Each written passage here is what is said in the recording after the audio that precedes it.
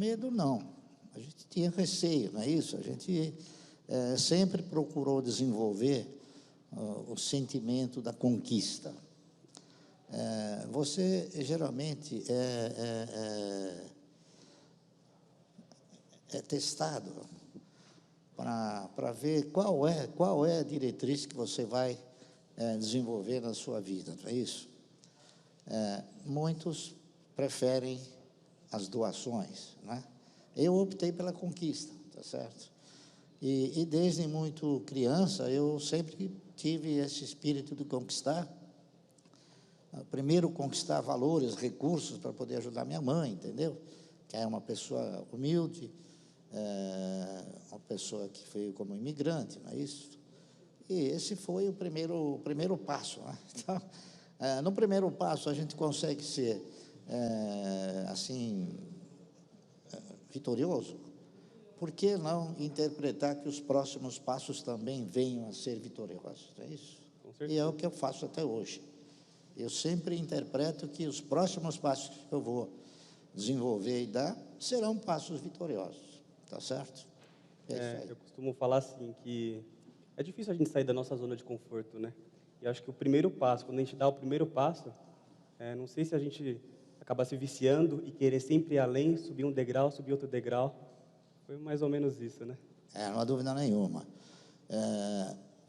Ninguém fica rico de repente, a não ser se conseguir acertar na loteria, não é isso? Na Mega Sena, que também não é fácil também. Que é bem difícil, né, na verdade? Então, é sempre uma trajetória. Você tem que construir e pavimentar o caminho que você vai perseguir, aquilo que você deseja alcançar, não é isso? Sempre procurando estabelecer metas. Essas metas é que vai fazendo com que você intensifique essa corrida para você chegar na sua meta final, que não existe. A meta final não existe. Não existe, né? A meta final é o caixão, entendeu? Essa que é a verdade. Verdade. Você é conhecido por investir muito em ações. Você se lembra a primeira ação que você comprou? Olha, uma das primeiras ações, eu até vou fazer um breve relato. Desde 1969 que a gente procura desenvolver uma atividade no mercado de valores. Naquela ocasião, logo que se iniciou o pregão viva voz, lá no pátio do colégio, nós tínhamos uma quantidade muito pequena de ações, uma quantidade ínfima, né? Nós tínhamos algumas empresas do setor de energia elétrica, que era a Companhia Paulista de Força e Luz, a Light, a CESP, a Força e Luz Cataguases Leopoldina, tínhamos algumas empresas como Aços Vilares, Indústrias Vilares, Maná, enfim, tinha uma série de empresas que não existia um elenco de papéis, muito embora já existisse Banco do Brasil, Banco do Nordeste, Belgo Mineiro, enfim, uma série de papéis, não é isso? E naquela ocasião, ainda nós não havíamos interpretado que o mercado de valores ele poderia nos proporcionar uma renda mensal capaz de nos dar um padrão de vida que a gente sempre desejou. Por volta de 1972, 1973, antes disso, a gente comprava, vendia, está entendendo? Tinha essa matriz de investimento. Comprava, tinha um lucro, vendia. Então, eu fui concluindo que esse não era o melhor procedimento. Então, em 1972, quando ainda existiam inúmeros fundos de previdência privada, tais como GBOX, Montefiore da Família Militar, Pereira Barreto, Providência, enfim, inúmeros fundos. Eu cheguei numa conclusão que comprar uma previdência privada talvez não pudesse ser o melhor procedimento. Então, o que eu fiz? Eu tentei montar um projeto, um programa que me proporcionasse, dentro da estratégia de uma previdência, ou seja, aplicar sistematicamente, não é isso?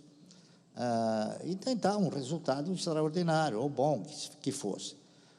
Eu realizei um ensaio, peguei 10, foi um ensaio teórico, evidentemente, mas eu peguei 10 funcionários, fiz com que eles aplicassem aquilo que era do INSS durante 30 anos, e cheguei na conclusão que o pecúlio que eles chegaram, que eles chegariam a formatar, não dava para sustentar 2 anos. Isso ainda se agravou um pouco mais. Por quê? Porque eu interpretava que a Previdência nada mais era que uma provedora de recursos para fazer com que o indivíduo tivesse o mínimo para a sua sobrevivência. Aliado a esse problema negativo, que a Previdência não estava estruturada para prosseguir, além de 2 anos e meio naquela ocasião, eu verifiquei o seguinte: o cidadão que se aposentava como funcionário público, na verdade, ele deixava de trabalhar como funcionário público, ele ia ganhar o mesmo salário que se ele estivesse trabalhando.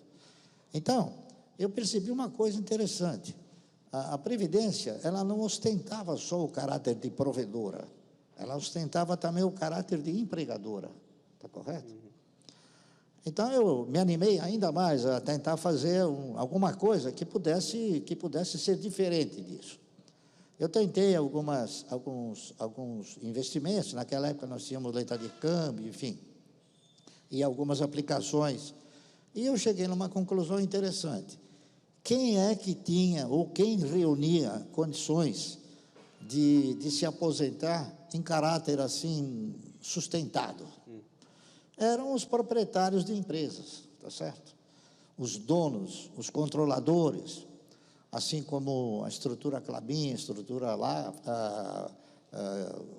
Suzano, enfim, uma série deles, né? Então, eu resolvi fazer o seguinte: eu me apaixonei pela tese de também ser como eles, só não querendo ser o dono, e ser um pequeno dono, certo? Fazer parte daquilo, né? Fazer parte daquilo, não cultuando a questão de eu ser um acionista minoritário, e sim um pequeno dono. Porque o acionista minoritário, ele corre até o risco de vender as ações, e o pequeno dono, se ele parafrasear o dono, ele não vende as ações. Então, eu comecei a constituir uma carteira, que eu chamei uma carteira que ia me proporcionar uma renda mensal compatível com as minhas aspirações futuras. E foi aí. Então, uma das primeiras, não me lembro agora, mas eu acho que foi a primeira empresa, a primeira ação que eu comprei foi de uma empresa chamada Anderson Clayton. Anderson Clayton. A Anderson Clayton era uma empresa de capital estrangeiro que produzia margarina, Claybon, uma série de produtos da área de alimentação. Foi o papel que mais me encantou. Tanto é fato que, quando eu fiz um trabalho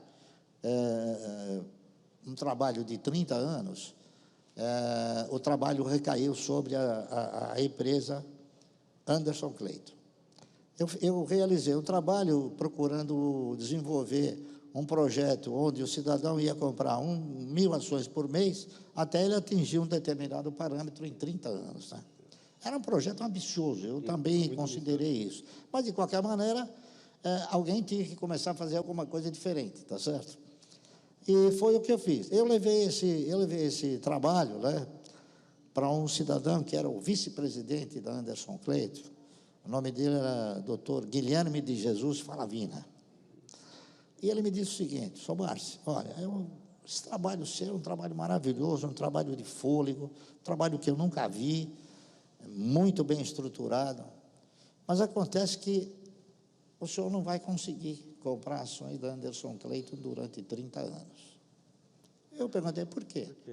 Ele falou: o senhor sabe quem é o dono da Anderson Clayton? Eu falei: não. Os controladores da Anderson Clayton são 2 velhinhas de 80 anos, ele me disse. E eu não sei quanto tempo elas vão resistir para vender a empresa. Realmente, ele estava com razão. Um tempo depois, as indústrias Gessilever, né, que foi a Unilever, acabou comprando a Anderson Clay. E, naquela ocasião, eu não desisti. O que eu fiz? Eu fui para o segundo papel, que era o papel que reunia as condições, não é isso? De ter uma trajetória parecida com a da Anderson Clay. Esse papel chamava-se CESP, né? Centrais Elétricas de São Paulo. Eu fiz um trabalho propondo comprar 1.000 ações por mês e examinando